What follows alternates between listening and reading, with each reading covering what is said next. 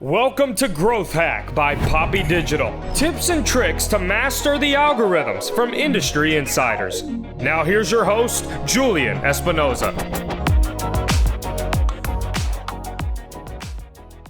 Welcome back to another episode of Growth Hack with me, your host, Julian Espinoza. On this podcast, we break down marketing channels such as Google, Facebook, Instagram, and show them how to make them work for you. In episode 5, we talk about how social media has changed marketing and the need for video. Today's episode is how to create videos that drive action. The question is, how is it possible when consumers know and can smell a commercial coming? Creating videos that drive action is no longer about features and benefits. Consumer behavior is telling us they want to be entertained. Think about it for a second. Do you go on Facebook, Instagram, YouTube to see ads? No, we don't. We want to see things that are funny, things that excite us, things that are interesting to us.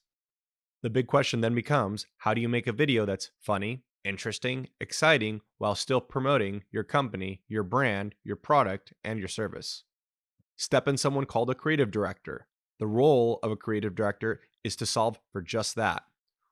Making a video entertaining to watch while delivering the brand message of the product. Lucky for us, we tracked down a successful creative director here in Los Angeles to share her process. Welcome, Camille Smura. Thanks for having me, Julian. Yeah, absolutely. I don't normally talk about how I met someone, but I think this is a really unique way. So I'd like to start off by saying how I met you. I was listening to a podcast and Camille's name came up in a podcast, which we can't even recall which podcast it was. And she came up very organically. Someone mentioned her name and mentioned some of her work and something about her videos and creativity. And for me, I'm always doing video and driving action and all those kind of things. And I went and took a look her up online, and I found her website, and I saw one really, really interesting video that really caught my attention called Eargasms. So I'll let us play the eargasm clip right now. Hey Dave, I want to give you an eargasm. What? Beer madam? No, eargasm. It's a high fidelity earplug that allows you to rev your sweet ride without worrying about the damage caused to your ears. When riding your bike, the noise levels can reach a deafening 100 decibels. That can cause hearing loss in as little as 15 minutes. Wow, that's a lot of decibels. Thanks, I do look good in pastels. And these babies are made of hypoallergenic soft silicone, so you can wear them comfortably on long rides. Ich liebe Eargasm! So Camille was the creative director of this project. Why don't you tell our guests a little bit about this? Because this one's amazing. Yeah, that was a super fun project. So I was part of the initial ideation crew. The client come to us and they wanted to do this campaign based on their name inherently is pretty funny. It's Eargasm. The product is very demonstratable, and Describe the product. Oh, sorry. It's an earplug, but it does the thing where it like automatically adjusts to the quality of noise. So it's not just like a foam, thing in your ear. It's more of like you can still hear like dialogue through it. So if someone's talking to you at a loud concert, you can hear that. Or if like your buddy and you're riding on a motorcycle, you can hear your buddy without getting all the damaging decibels to your ear that actually cause ear damage. So that was the whole point, is they wanted to sort of demonstrate the different scenarios in which you could use the eargasm, which is a very direct response, way to sort of sell online, exactly demonstrating the product, but in these humorous scenarios. So naturally, Right. we had a blast writing. We actually did a campaign series of these. Mm. And so I did the first one, which is this motorcycle one.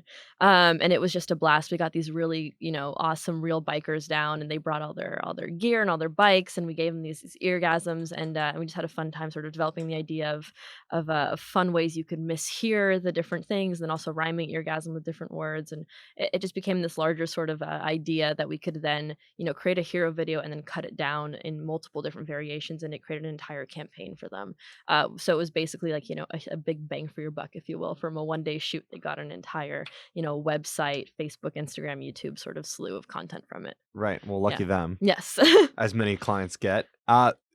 So talk to us for a second, because we want this episode to definitely we want to show the data behind video, why video is important. My personal interests are like, how do you get to that creative, right? And so the name already was funny. We know that the client, by the name of the company, is already willing to not be super conservative, which is Yes. always helpful for us, Very right? big step. Yes. Right. So like, talk to us just Yeah. for a minute or two. How did you get into the mindset of coming up with something so like unique and funny? So, the first thing I like to always start out with is that creative is not a guarantee. Creative is one of those things which is, it's either you can be cripplingly fearful of it because there's no sort of like direct formula to it per se, but also within that, it also has the possibility to be as great as you want it to be, right? So that's why I like to think that with creative, you have the potential to scale higher than any other factor that you have within sort of like the marketing funnel.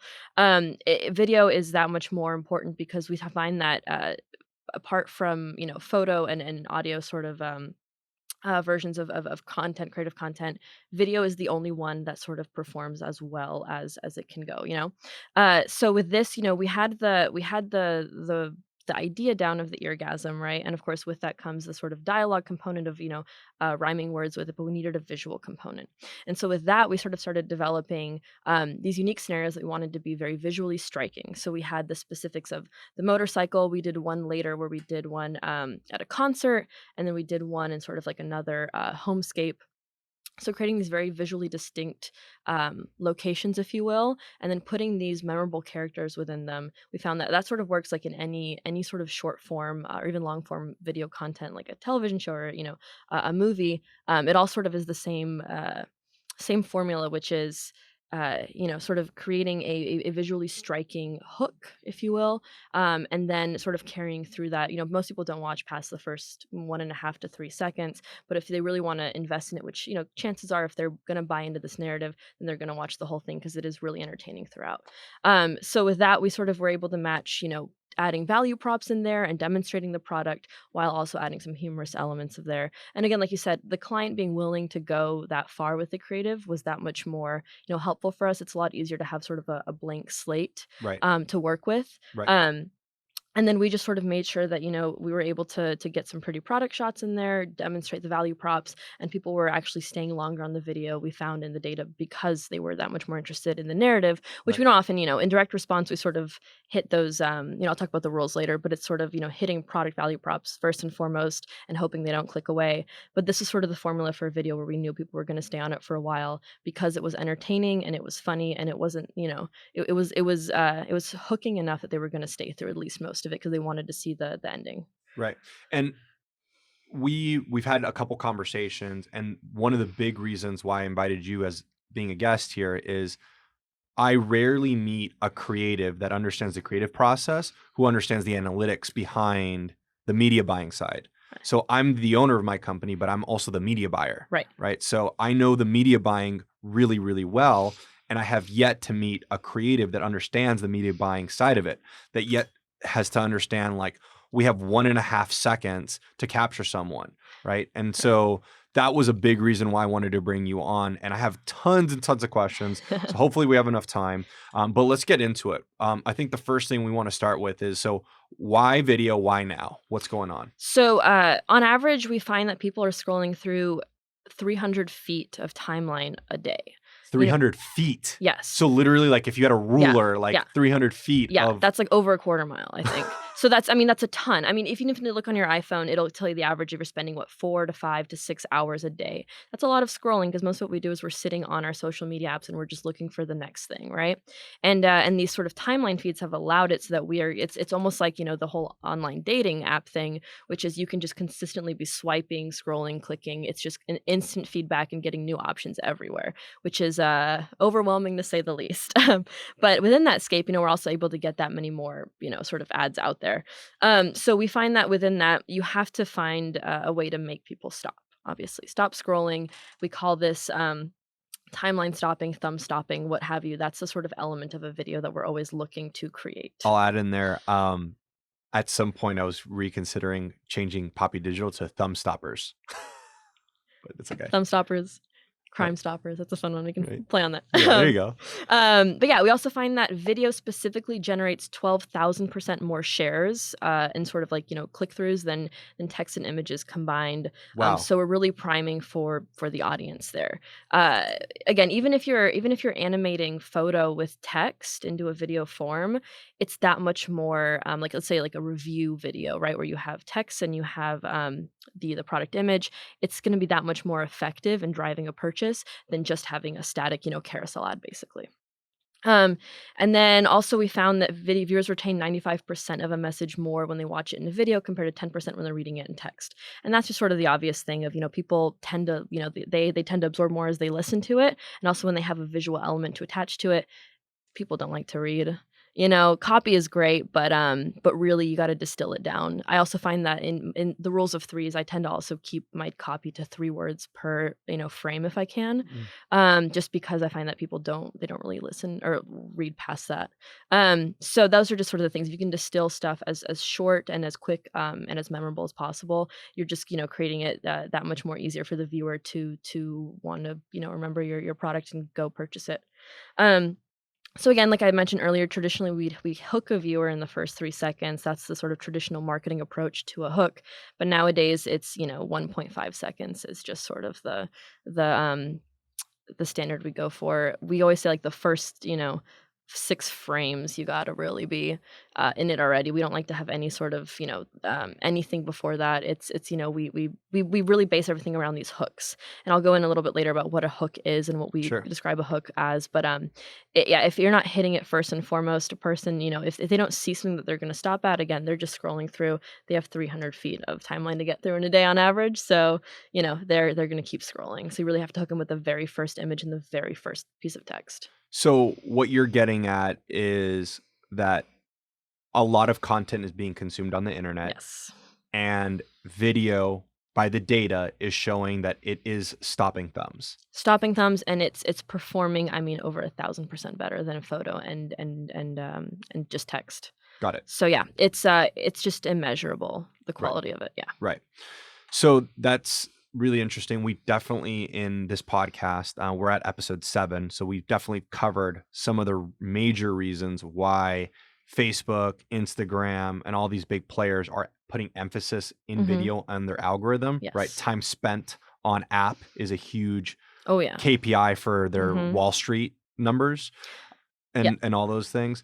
So that is really, really interesting, breaking it down from the results. So that leads us into our next part, which big questions is video and direct response, Yes. right? So if we're at episode 7, hopefully by now everyone knows that we can't convert someone off of a first time view, a first time landing page visit. We got to bring them back. But how does video and DR and what does that conversation look like at your organization? So it's actually pretty great because within the the Facebook Ads Manager platform, we can actually look through all those specific.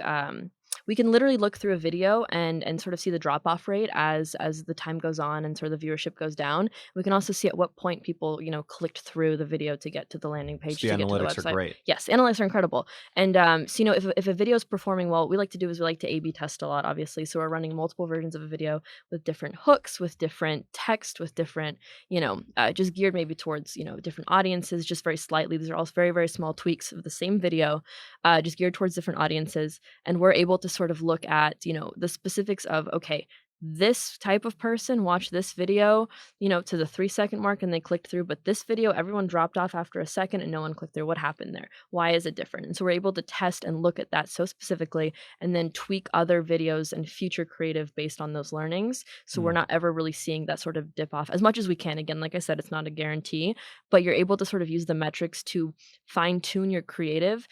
There's no rules in creative, but we like to say there's guidelines and there's ways to sort of make it a little less hard for you to fail with it.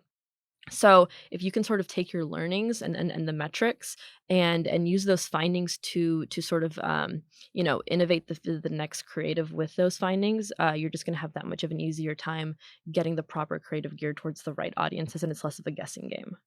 So if I heard you correctly, you are potentially producing several hooks Oh yeah. and then you're A/B testing your hooks. Always, yeah. Hooks. I mean, there's also hooks are the big things. Obviously, that's sort of like the main component people stay for, and we can sort of base it off of. But yeah. I mean, it's easy enough to sort of A/B test a bunch of different versions of the same video because obviously I'll go into this later. Videos are expensive to produce sometimes, Right.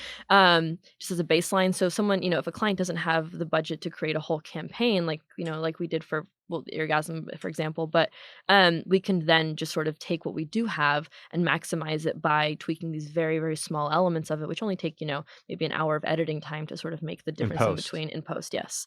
Yes. So that's why we're able to sort of get better metrics out of that without having to spend too much money. Interesting. So you guys are going into the creative process knowing you guys need to produce many versions of your hook. Then you sort of have the middle part of your commercial, and then you Mhm. have the ending. Yes. So the big thing is testing the early part, the hook. Yes. Do you test anything in the middle and anything on the end, or do you really just mainly focus on the beginning? Only if we're seeing like data that would suggest that something is happening in sort of the middle or the end. But typically, like, I mean, when I'm pitching a client for a video, I will typically give them 5 hook versions in that first deck that we're sort of, looking at, Right. working on, because that's just such an important aspect of it. And it can be anything from like a text hook to a video hook. Just like we'll shoot modular videos a lot of the time that can be like this orgasm video is a very specific sort of narrative, if you will. Right. But not everything we do is in that realm. In fact, I'd say only about 30% of videos we make are actually in that sort of like humorous narrative landscape. A lot of the stuff we do is a lot more direct to camera. It's a lot more modular. You're able to sort of cut as much or as little out of it. It doesn't need the middle isn't predicated by the beginning or the end, if you will. You can sort of move it around as you will. So I'll shoot a video with 5 scenes if I'm going to do a larger thing, and then that way I can sort of start the video on any given scene or any given part of the video. If it's a gifting portion, if it's a picking up on your doorstep package portion, if it's an unboxing portion, if it's just a pretty product shop portion. Those are all things that can be used to gear towards different parts of the funnel, and thereby sort of get new audiences looking at it and sort of like A/B test it that way too, if you will. Right. Hmm. So what's interesting is at the principle of what you're talking about is that you don't know if you're going to get it right. Never. Right. No one can guarantee that. And so that conversation is happening, I'm assuming, with the client on the front end. Yes. Right. You guys are saying, look, I don't know what's going to work. We're going to find out. Right. That being said, we do have a whole plethora of videos that we have created that have worked, so we can give you a pretty good guarantee that it's not going to fail. But if anyone ever tells you that they know the way to make it work, they're probably lying to you. So that's interesting because we haven't gotten too much into it, but one of the principles I have when I started my company 2 years Mhm. ago, my goal was to create a company that I won at 100%. Every Mhm. single campaign was a win. And so in the first year, we failed a lot Mhm. and we learned a lot in it. And one of the big things was qualifying the customer. If Mhm. we do a really good job in our qualification process and we disqualify everything that needs to be disqualified, we're likely to be left over with we know that we can win on these campaigns, and those are who we accept as customers. So we do like an insane qualification process before. Like Yeah. I've denied a customer because of their logo. Like Hmm. I mean that's just like there was and it sounds kind of brutal, but like we had a difference of opinion on the branding of the company. Sure. Right. And so I denied them because I felt like I wasn't going to be able to be successful Sure. with this type of branding. So how we talk about it with our clients is like, we're not guaranteeing, but we have a system Mhm. to produce results. Yes. We will iterate till we get it right.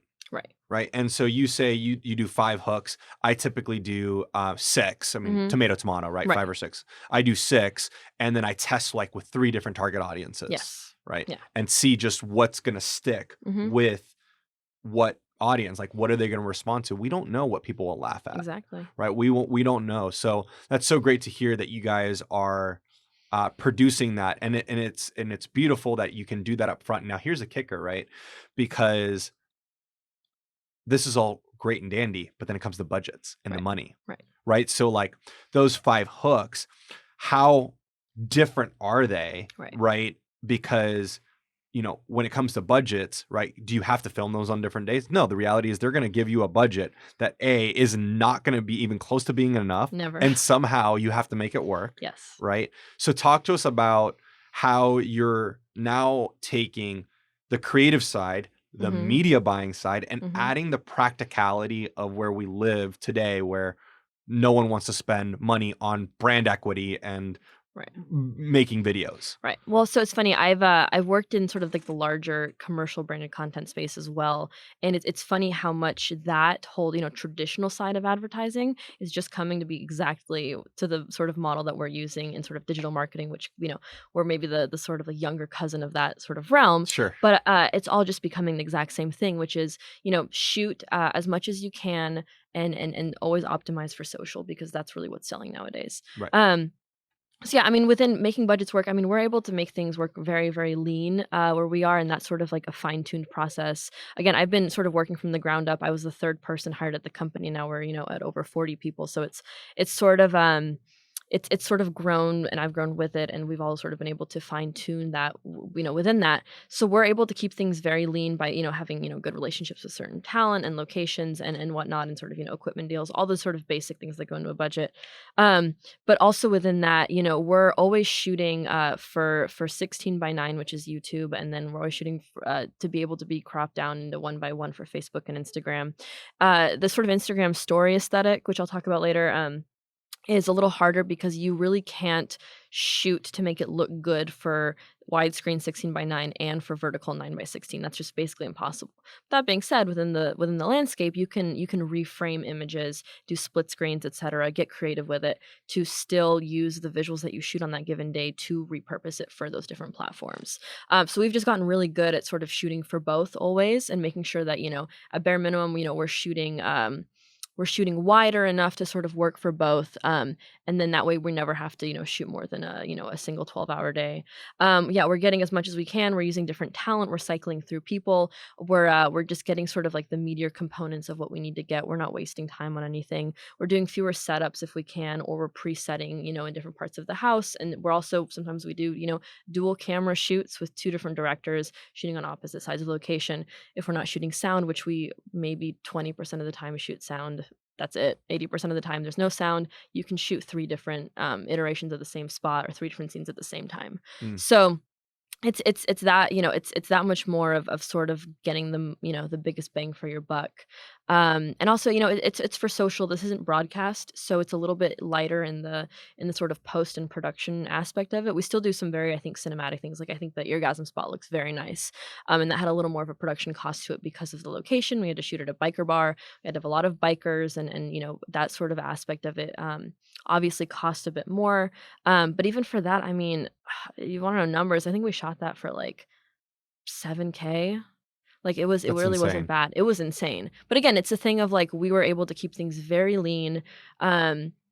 And shoot as much as we could on the day. We have a photographer there on standby shooting while we're shooting video. We have we're shooting car abandonment videos while we're sort of waiting for something else to set up. Like, we're doing all this stuff. We're getting some UGC with a cell phone while we're doing it. Like, we're packing as much as we can into this day so that we're really maximizing the budget and our reach across the funnel. So we have it all within this single campaign that we're pitching as a creative concept. It's so interesting because there's no rule book for this. Like, you guys, us, all the other agents, we're all just making up as we go right now, because this is new, right? All of this is new. And we've essentially, as digital marketing agencies, have turned into production companies. Yes. Right? Or had to bring in people who understand production. Yes. Right? And so we're making it up as we go. And so, to your point, that's what we do. Like, I was given $15,000 to make a website, a brand, commercials, product photography, and probably 3 or 4 other things that I'm missing. That's insane. Right? And so the only way to be able to achieve that reasonably is with a 1-day production. Yes. And the most important person on set for us on that shoot was our set designer. Mm-hmm. She's done like things for Nike, and she was $1,800. And so I had to find a place where I could shoot at a home and have a studio to shoot at. So it was like within 12 minutes driving distance, she split her day in half between both studios. She set design in the morning and then she set design in the afternoon. Both things, paid her day rate. She was happy. Yep. She got fed and she's out the door. Yeah. But like to be able to do that, normally you do that on 2 days. Yeah. Right. And so then I had my director between both sets. Yeah. That's rough. Yeah, Director, like, that's very hard. Yeah. like we're making this up as Yeah, we go. 100%. And like it's funny because the net result sounds the same. Yeah. We're just having to be creative. Totally. You're shooting abandoned cart shopping ads Yeah. while the actors course. are getting ready. Yeah. Like we're always just trying to get more content for different concepts if we can. Again, the lower production value, I guess, or needs, the easier it is to sort of do it in between takes or whatnot. But yeah, like we're talking about testing earlier. I mean, shoot, this entire industry is testing all the time. Like that's kind of like the real life implication of it is no one has, again, there's no rules to this. We're all just sort of in our own way figuring it out. I just think it's funny how we on separate sides of, maybe the same city, but separate sides of the whole thing, we're both figuring out the same concept as we go, which is, I think, a miracle of the sort of human ingenuity. Well, it is. It also is coming out from where we are today. Yes. Right.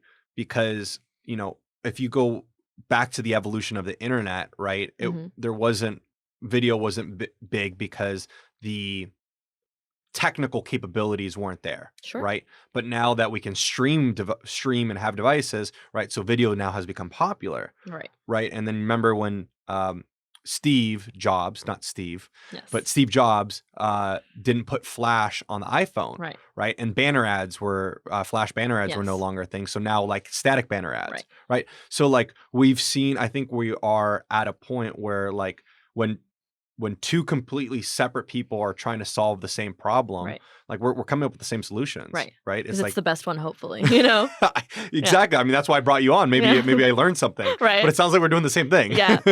And I mean, along with that, it's sort of the whole, the fact that everyone is making videos nowadays. You have, TikTok and you have, Right. Twitch and all that stuff. The need to be viral, I found, is a thing that clients are always asking for, and that goes back to my immediate point, which is, again, you can't. That's an external social factor. You really can't guarantee those results. You can, again, try your darndest, but that's just sort of that's an incredibly organic thing. So I find that virality is, if you test stuff and sort of work within the guidelines and sort of make sure that you're doing the right thing, you will get yourself as close to that point as you can, but you really can't guarantee it. So you can set yourself up for that as best as you can. Right. So in a conversation before, we Mhm. talked about rules of direct response. Yes. Why don't you highlight some of those quickly? Yes. So direct response creative, again, I've worked across different, advertising realms, but it's completely different from branded content and traditional, broadcast commercials because it's literally immediacy and conversion. So we're looking at, every click wants to drive a sale, right? So we want to make sure that every person that stops on a video is also going through to the website and looking at the sale, and you're actually able to track that. If you're running a Nike ad on Sunday Night Football, they don't really have a way to track sales based on that. They can hope for it and they can sort of know that their brand is going to drive conversion, but they really can't track it. Whereas now we can literally track it, but in that respect, we also know we know that what we're doing is geared exactly towards somebody, not even watching through the whole thing, but just clicking through as fast as they can. Sure. So within that, and we have a bunch of different brands that we work with, anywhere from small e-commerce clients to larger, like we have Petco and Fender as well. So those are huge brands they're all ascribing to the exact same philosophy. So it kind of runs across the board in that respect. So again, understanding the platform, you want to make sure that your aspect ratio is proper when you're doing your video. Explain that for our Yeah. listeners that really don't understand what that Yeah. means. So aspect ratio is the size of your video frame. So on Facebook and Instagram, we say it's either 1:1 or 4:5, which are, again, just dimensions that you do when you export the video in the editing process.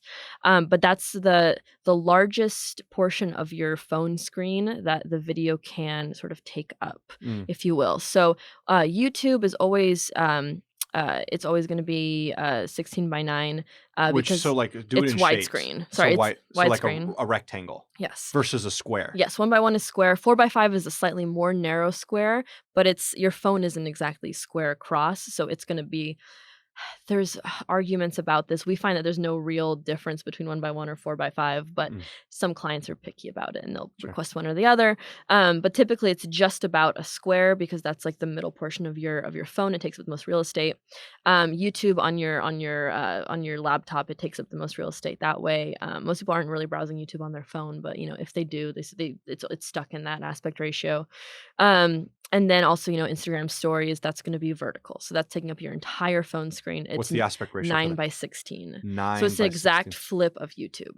So it's Mm. completely vertical, and then YouTube is going to be Oh, that makes sense, right? You just horizontal. flip it. Yeah. Okay, got it. Yeah. So in that respect, sometimes we get people asking, why don't you just film everything vertical?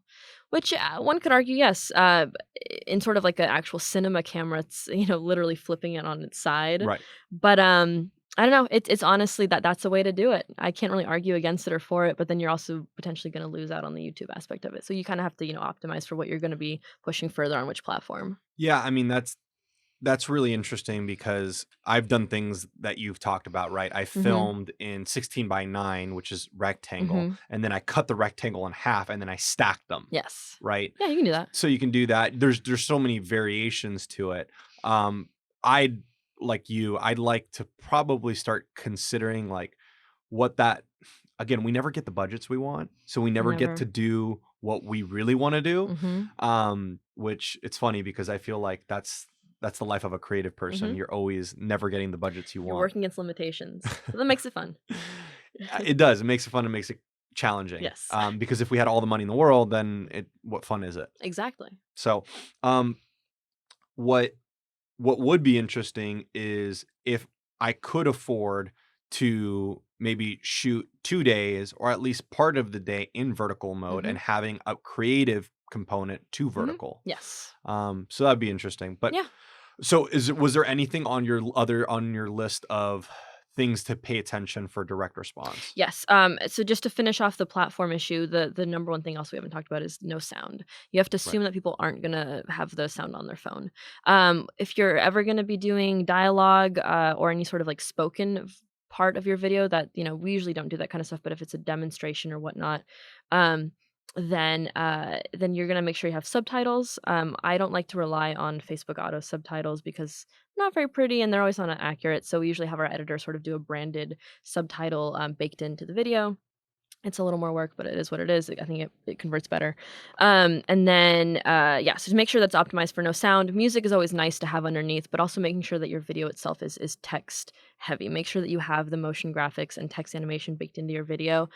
Just showing, visuals is not necessarily going to, show a person what you're demonstrating. People are not always that smart. So it's always good to sort of have the value props and any kind of explainer copy component you need on screen as well baked So in. you're saying taking a video like in the example of eargasms, Yes. right? You could have introduced a text-based Yes. frame Yes. saying like concealed in your ear or whatever the value Exactly. props are. Right. I mean, to be honest, with you, if that's like sort of longer form version. If I was to do an incredibly direct response version of that video, I would have the guy throwing the orgasm into the frame and then huge big block text coming up saying, "This is an orgasm," or "Give yourself an orgasm," or some fun little thing like that. Huge copy, you can't miss it. And then people are like, "What the hell is an orgasm?" Right. And then they watch the rest of the video. That's what I'm saying. Is it can be that simple, but it's having text baked in, so it's not just subtitles that's informing you of what you're hearing or Mhm. what someone could be describing to you. It's simple, big, text that you can't miss. Right. So yeah, that's a huge component of it. Again, the hook is very important. A hook can be anything from asking a question like, "Do you have an issue with this?" Or we have a coffee client right now that we're working on that has very unique flavors of coffee. So one of our hooks is, "What does strawberry cheesecake coffee taste like?" That's a weird question. It gets people in. You can also make a statement. This is the best toothbrush ever, whatever it is. You can also use shock value or emotion. So we find that typically negative emotions don't work as well, like fear or anger. But positivity, humor works really well. People like to they empathize more with that than they do. If you have like let's say a bed bug client, working with like the fear element is it just doesn't perform as well, even though people are scared of bed bugs and it's a way to sort of gear it. But typically, using a more humorous side of things is going to be better. And then always you can use pretty product shots or striking imagery if your product is demonstrably beautiful. So there's that. Awesome. Yeah. So those are your tips and tricks. Yes. I can't wait to go back to listen to all of them and write them all down for direct response. So let's move into the conversation of when a client is starting from scratch. There Yes. is nothing in the funnel. They don't have anything, and they're saying go. Right. Where do you go? So, first and foremost, talk with your client and listen. Don't really, I don't even recommend giving them any sort of pointers or really any recommendations until you really, really know not only the product strengths, but especially the pain points and the weaknesses. Know what people are what's going to stop potentially new consumers from buying your product, and make sure that you work on how to mitigate those reasons, because you want to make sure it's the customer has the easiest possible way to buy a product, and that there's nothing holding them back from it. So I think people always focus on, this is a great shoe, but what's not so good about it? Let's make sure we sort of, focus on how to mitigate that, and maybe even use a video to address those issues. You know what I mean? So yeah, make sure that you know the product strengths and weaknesses, competitors, brand voice. Some of our clients come to us without really much of a brand to begin with, so that's always fun. It's a little Right. less direction, but not that much more fun with it. But yeah, really sort of ascribing to the ethos of the company. And then also I recommend, just because a client thinks they want something, it doesn't mean they're correct always. How Don't do be you handle afraid. that conversation? With data, I honestly find it's much easier to sort of prove it with numbers. People like hearing that, especially businesses. They liked hearing that, maybe you guys want to go in this direction and target this audience, or, like for example, like an anti-aging cream.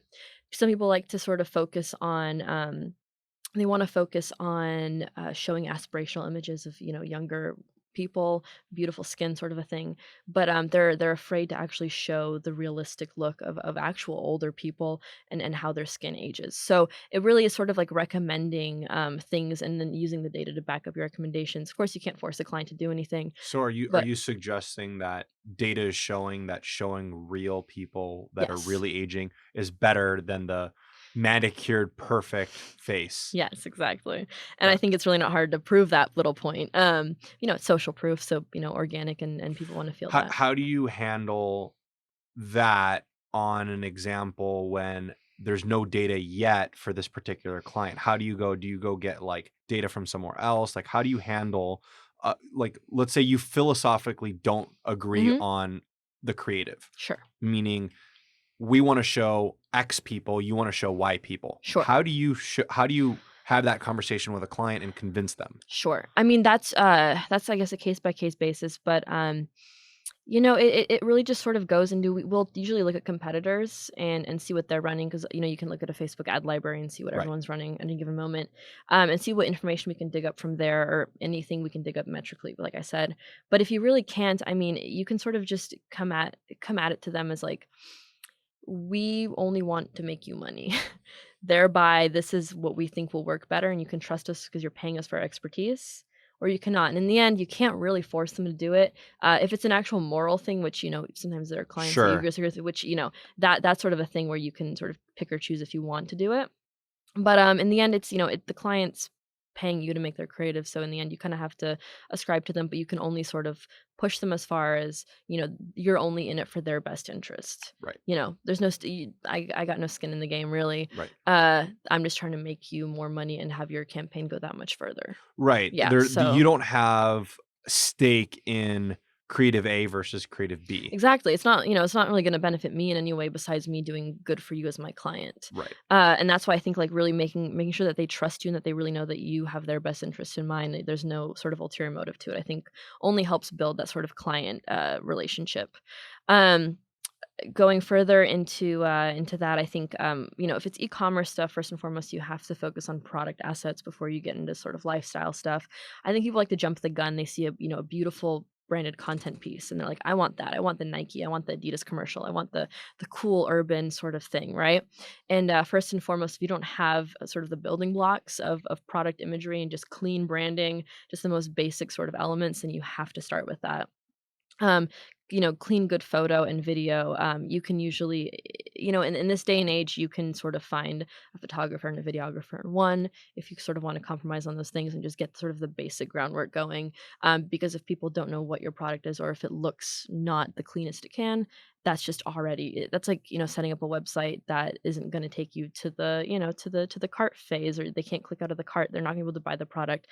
That's something that's completely basic that you should be able to control in terms of the purchasing process.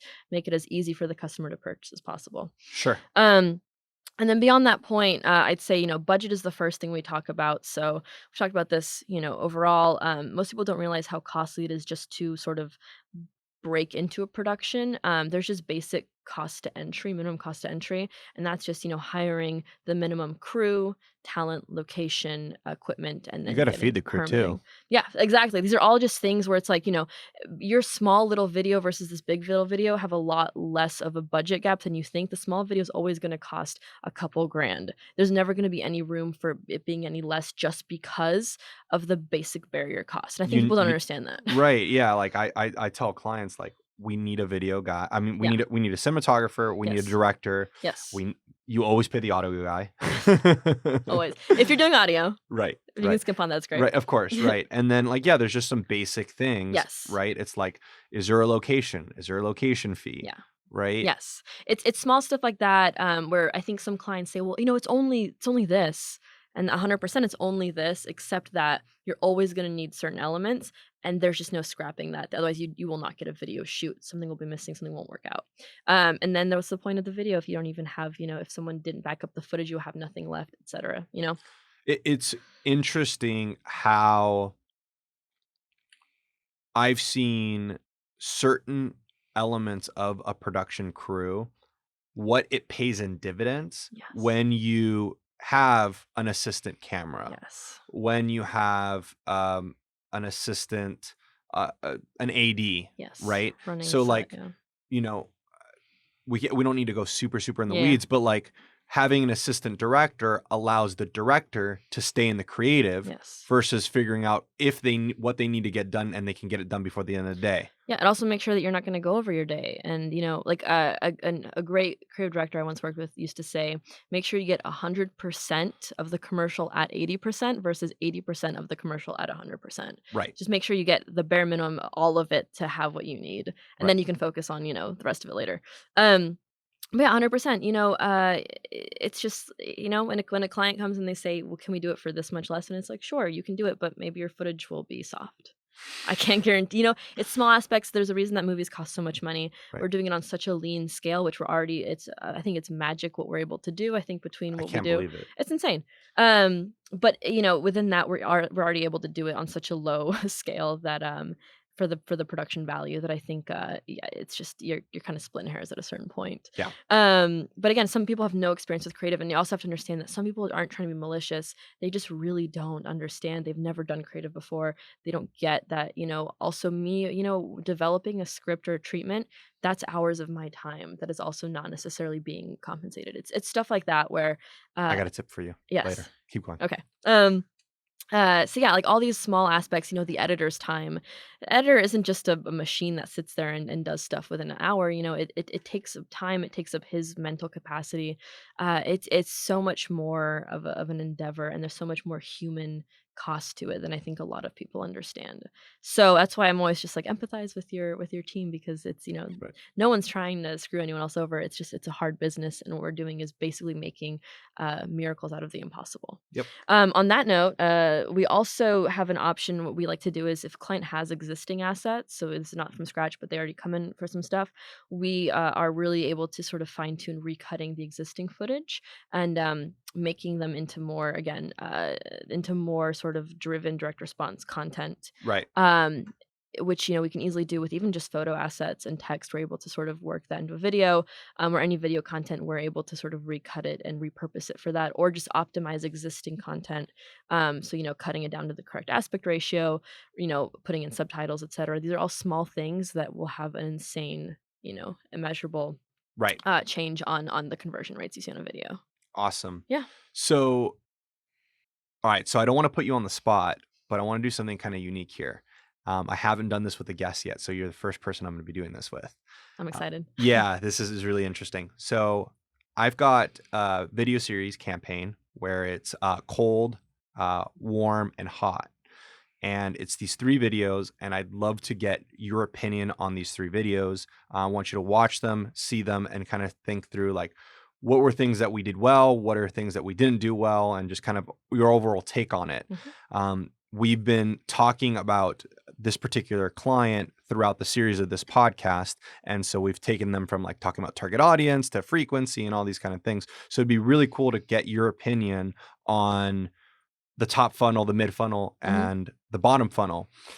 For our audience that is potentially not listening to this chronologically, and they're listening to this as the first time episode, this is the Tooth Fairy box. It's reimagining the Tooth Fairy experience. So it's a box you get as a parent, and you create this really awesome experience for your child that it's not just about the $5 that you're going to put under the pillow. It's about the whole experience.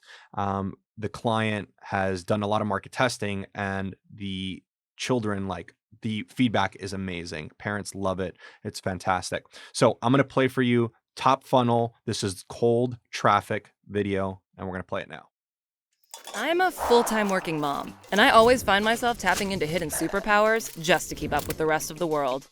And I'm the ambitious type, so I've really got to stay ahead of the game. I'm always looking for a chance to go above and beyond for my kids. Mommy, look! Bingo. Time to employ my secret weapon. The Tooth Fairy box makes it easy for me to overhaul the entire Tooth Fairy experience for my son. Because let's face it, I really don't have the time to be searching online and running around to craft stores all day.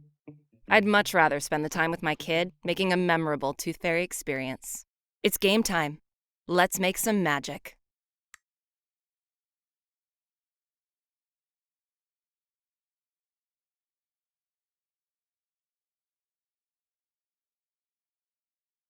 That was fun.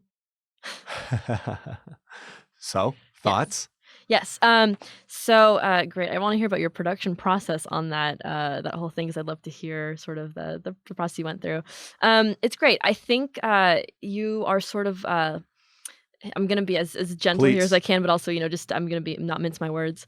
I think you're missing a stronger hook. I think it's sort of the longer form of the whole piece, and it's great for prospecting and sort of driving new client acquisition and brand awareness. I do think you could use a little more text and value props, and sort of some tighter shots, in terms of like actually showing the demonstratable goods of the box and whatnot, and sort of showing those. I guess the way I always look at it is, if you're on your phone and you're shooting a wider shot, it's already so small on your phone, it's kind of hard to see whatever's happening in the frame. So trying to keep everything tight, even if you're not sort of setting up the location and the narrative, it's going to be that much easier. So instead of showing a 2-shot of the mom and the kid, maybe we're just showing a shot of the kid holding the box and the mom giving it to him or whatnot, or reverse that. But it's sort of like, cutting it, I think, and using tighter shots is always going to be a little bit easier than playing out larger actions in a wider frame. So that's a small thing I noticed.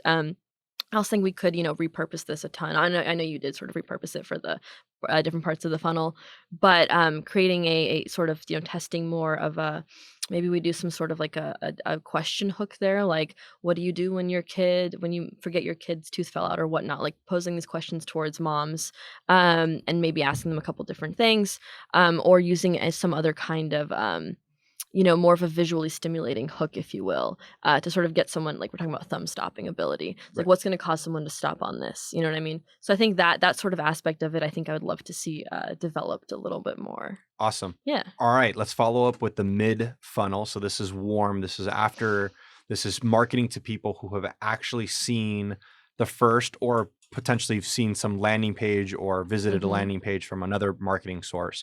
But basically, this is a warm traffic ad, and this is called Morning After. Mommy, look!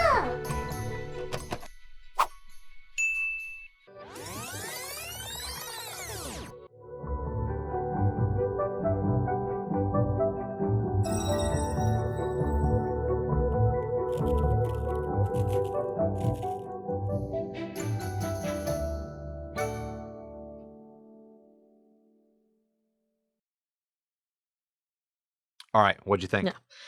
Also great, much shorter, which is always good, in that respect. It's good. It's good for retargeting. I think, it's sort of you don't really have to explain too much about the product, especially if someone's already seen it. You're not going in cold to it, right? So, you're able to sort of hit the main points and not have to go too into it and just sort of like readdress the value props that are gonna be sort of primed at your prospected customer. So I think this video does a really good job of that. Again, I think a little bit stronger of a hook or an intro in the beginning is always that much more. That's part of the A/B testing. You can have a lot of fun with that. But otherwise, yeah. The difference between the first one and the second one was the feedback that you gave in the first one is kind of what we did in the second one. Right. The tighter shots, Yes. more of the product, Yes. text-based. Yes. So, okay, got it. So you're saying almost introduce a lot of that or all of it into the cold. I would say those guidelines I use for every video, no matter what part of the Okay. funnel we're doing. I do think like the sort of like paring it down and then just sort of hitting the value props that you want to hit. In a shorter time span much earlier in the video are going to work better for retargeting versus like the more brand awareness, which is the longer form piece in the bottom of the funnel. You really want to sort of you don't need to reintro a customer right at the sort of mid funnel level. So I think that's why the shorter form and then also using this text helps for that. It would have just been good to also have it, I think, in the beginning with the larger narrative as well. Interesting. So you mentioned the hook on this one. We did a lot of surveys with customers, and we heard something that parents or specifically mothers get. There's a particular phrase that they hear all the time, and it's "Mommy, look." That's a constant thing that we hear. So that's why we threw it in there. Yeah. So that's really interesting. All right. So we're going to go to bottom funnel. This is someone's added to cart and abandoned. Yes. This is multiple page visits. This is multiple site visits. This is someone who's really, really warm, but hasn't purchased yet. Sure. So let's hit play.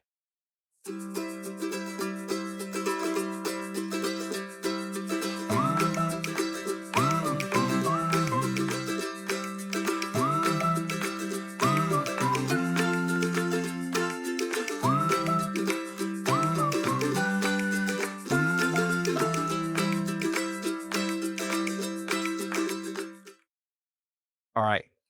So I think this is also fun, but again, I think you can go even more specific with this. Like, we like to typically for this stuff literally do an abandoned cart video where we're targeting somebody with typically a character from the campaign, telling someone like, "Yoo-hoo, you forgot to put this, in your cart, or you forgot to click hello." Like, we go so specific into it, so it feels a little creepy because it's super personalized.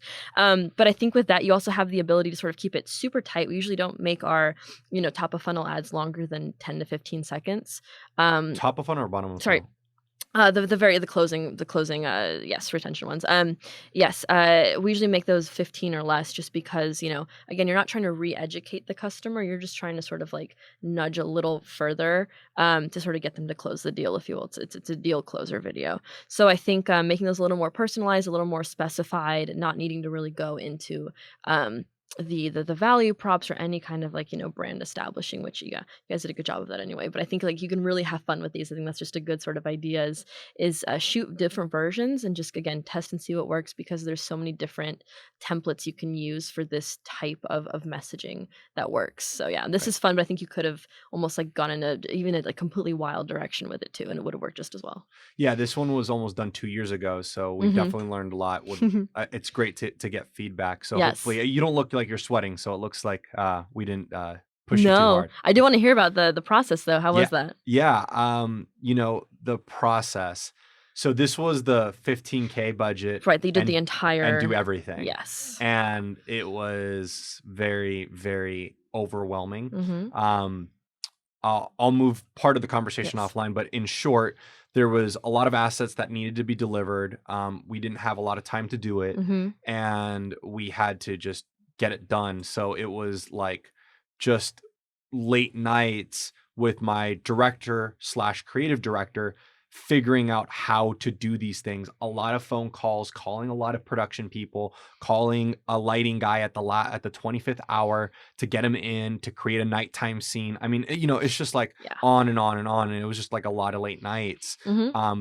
There was originally on that deal, there was probably like there wasn't even profit. It was I also played line producer on Mhm. set, and I considered that the profit, but that like was written out when at the 25th hour we needed a couple extra things, and like Mhm. so there was like no profit on that deal. In fact, we probably went negative. Yeah. I just didn't want to run the numbers on it. It's better not to. In hopes that the client stays on and Yes. we Yeah. get paid. It's an investment. Yeah, exactly. Mhm. On the dividends on the back end. Well, thank you so much for coming. Yes. This was amazing. I hope we can have you back sometime. Yeah, it was a And pleasure. yeah, and you can tear apart my other videos. Yeah, it's always fun to sort of, put on the glasses and sort of look into the bare bones of what we make. So it's really great. Thanks for having me. Awesome. Thank you so much. Thank you. All right, so today's episode is videos that drive action, and I have my guest here, Camille Smura. No, see, I'm not gonna even say Camille it. Smura. Smura. Mhm. Smura. I Yep. need to put that on right here. I literally wrote it SMMMMMURA. Smura. Yes. Welcome back, everyone. Today's episode is videos that drive action. I've got my guest, Camille Smura. Smura. Camille Smura. Wyatt, you can use this as bloopers. Smura. There you go.